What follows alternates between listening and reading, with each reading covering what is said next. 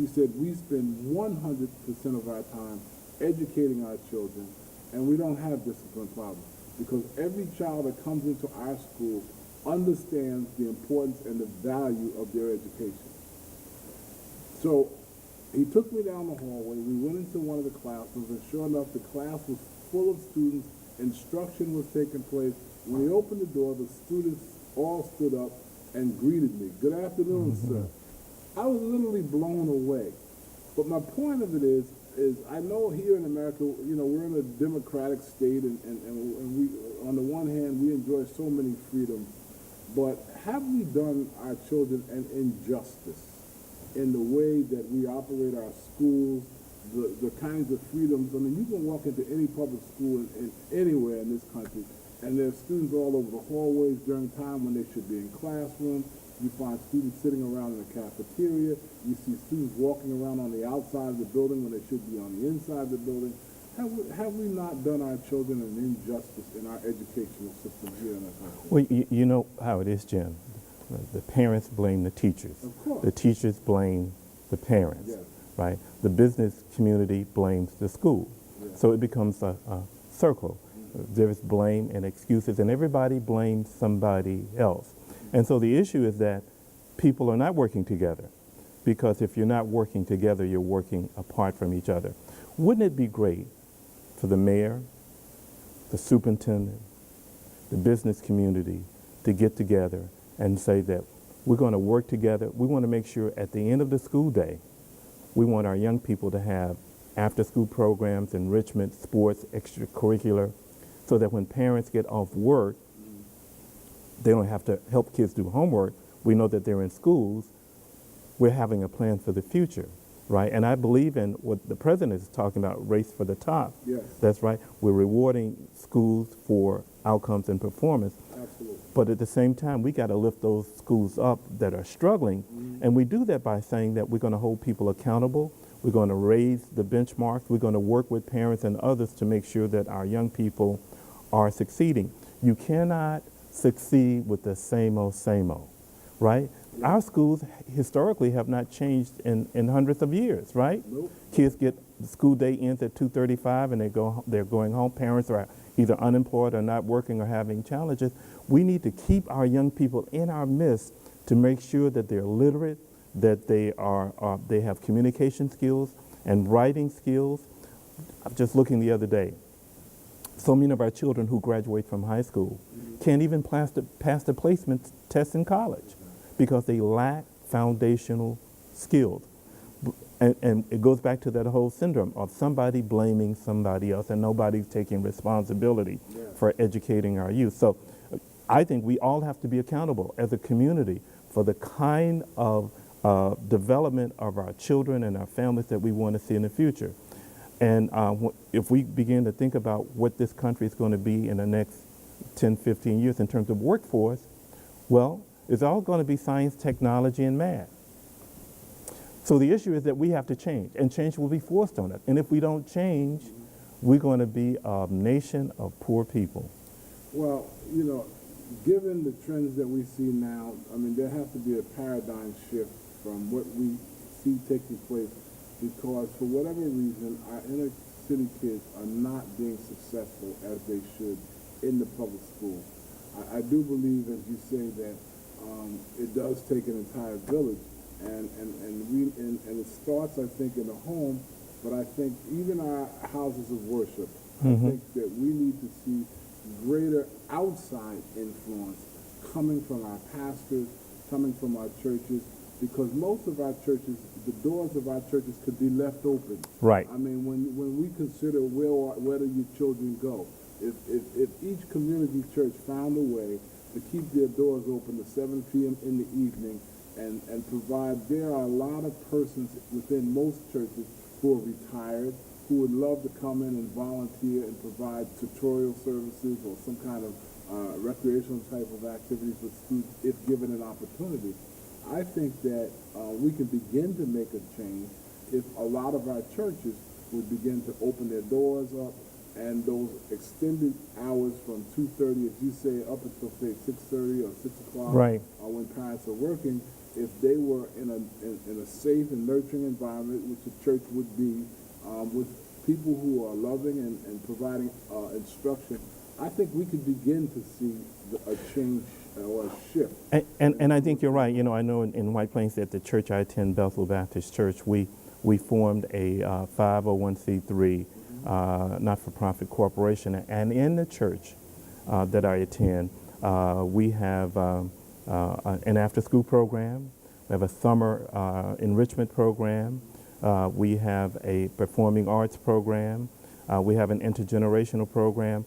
And so I just believe that, as you said, that churches have to do their part. Yeah. Churches are now community centers. Yeah. And we should not just be a Sunday to Sunday operation. Churches and pastors and deacons and leaders have to do their part. And if we as a community are going to have any future, we all have to work together, including churches. And you know, there are resources out there for the faith community looking to do youth development and to provide those kinds of after-school and enrichment programs. But we have to start somewhere. Yes. And we can't let other people do this. We all have to be on the same team. And if we're on the same team working together, I just believe that we'll begin to see some changes in the behavior of our kids, in the love of our families, in the health of our community. Because we can't go. I go to, as you said, I go to the prisons monthly, and it just saddens my heart to see the waste of our talent pool of men. And then we know 70%, 75% of children are being raised by single mothers. That's not healthy. That is not successful. We need to say to our young girls, you're going to be educated. You're going to have a sense of purpose and determination. You're going to go on to college. We need to do the same thing for our boys. You're not just going to play sports. You're going to learn science, math, technology, and then you need to learn a second language. But we have to put that as a priority. We have to make education a priority in this country. We have to cut the TV off. We got to cut the radio off. We got to, as you said, we got to do a paradigm shift. It's almost, I want to say it's too late, but it is late, right? It is late because we have many women who cannot find a mate because our men are either dead or in jail. Yeah. And we know the recipe for this. It starts early in the home. It does. And the other part to that is that, you know, I'm a firm believer that if a little girl or a young girl growing up from infancy up into her teenage years has a male father figure in the home telling them that they are a princess or they're beautiful, Right. and all those wonderful things, I believe that they wouldn't be looking for love in all the wrong places. So we have to, those of us who are in the community, when we see that these girls, like the guys, are growing up in a household void of a male, then we have to wrap our arms around these young girls and let them know that they can't sell themselves short just for affection, because that's what has increased our birth rate, that's what's increased our AIDS, and some of the things that we see happening now in our community. We always suffer the worst atrocities in things like health disparities and all of those things. And so if we don't begin to step up as a community, as you say, whether it be the church or whether it be men as individuals, then our community is going to fall by the wayside, and we're going to see more and more of the self-destruction of our community. The other thing I want to say is that we have to stop this hatred thing. Right. And this self-hate thing. I mean, we have, if the truth be told, you know, we have young men shooting young men. We have marriages that don't last. I mean, we have like the highest divorce rate of any industrial nation in the world. We're not staying in relationships. We're shooting one another on street corners. We barely can speak to one another when we walk by each other. We have to eradicate what we see as self-hatred. And we have to, and love begins with oneself. Right. Okay, because you can't love somebody else if you hate yourself. So we have to, in rearing our children, rearing our girls, and rearing our boys, we have to teach them to love and respect themselves. And I think that will emulate in terms of their relationships with others. Well, and I think you're absolutely right. We have to love ourselves, but we have to learn how to work together. Yes. Right? And if you're not working together, you're working apart from each other. We have to raise our children to give them the kind of self-development, the notion that you have worth, that you matter, that you care. And, you know, it's one child at a time. And it's that teacher staying late at the end of the school day, is that mentor coming to, or big brother or big sister coming into that child's life. It's providing exposure and enrichment, going to an arts program or a museum. It's exposing children to the things that they haven't seen. It's letting children know that they matter. It's helping that young girl, even when she falls down, to say that we're here for you, we're going to catch her, we're going to work with you, we're going to make sure that you move on in your life and you have the support you need to have a healthy family. Let me stop you right there, Frank. We're coming to the end of this first segment of our show. The time seems to go by so fast.